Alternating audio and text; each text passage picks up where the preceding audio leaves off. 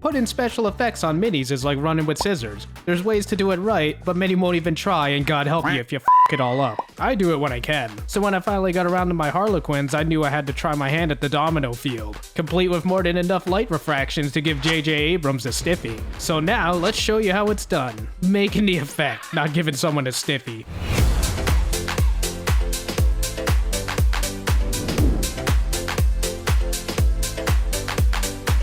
We'll start with some things to bear in mind. If it wasn't obvious enough, it's rather brittle. It can flake more than a teen with dandruff, so it's better for display models. You'll likely lose bits playing with them, which is very easy to fix, but after a few games your battle sanctum may look a little more like a stripper sanctum than you'd intended. Finally, this technique also involves gluing stuff directly onto your miniature after you've painted it, so I recommend a lacquer varnish to defend your paint job, unless you like living dangerously, that is. That being said, the effect itself is cheap, so no need to go to the local art store and make it rain. You'll need cotton balls, a PVA glue of your choice, and the ingredient Instagram thinks is some sort of secret, Iridescent Flakes. You can find them online for dirt cheap, or possibly steal from your girl's nail art supplies. A quick search for Iridescent Flakes on Etsy will show you they're pretty much everywhere, just like Raid Shadow Legends ads. The cotton balls will serve as flexible framework, but simply slapping it on without a plan can look messy. And these larger versions of hobby herpes are already messy enough as it is, so to help refine the look, it's best to analyze the miniature in question. Determine the movement of your model so that you can make the effect look like it's chasing after it. The extra dynamic will go a long mile to sell the effect. I like to pull thin streaks of cotton balls as the base since they aren't glaringly obvious under the translucent flakes. The added glue and flake layers will harden their spines faster than working for a customer service hotline. Also note, a little goes a long way, so don't make them too big or they'll be more annoying to work with. This is about the biggest I make my pieces. Once you've got a few of them, apply dots of PVA glue directly onto the model. Attach the cotton streaks and ensure they follow your model's movement. After a while, your model should look like this. Wait until you're sure they're dry before moving on to the next part, or you'll just give yourself a headache. Water down the PVA a bit and start putting it on the cotton with an old brush. Then just throw the flakes on.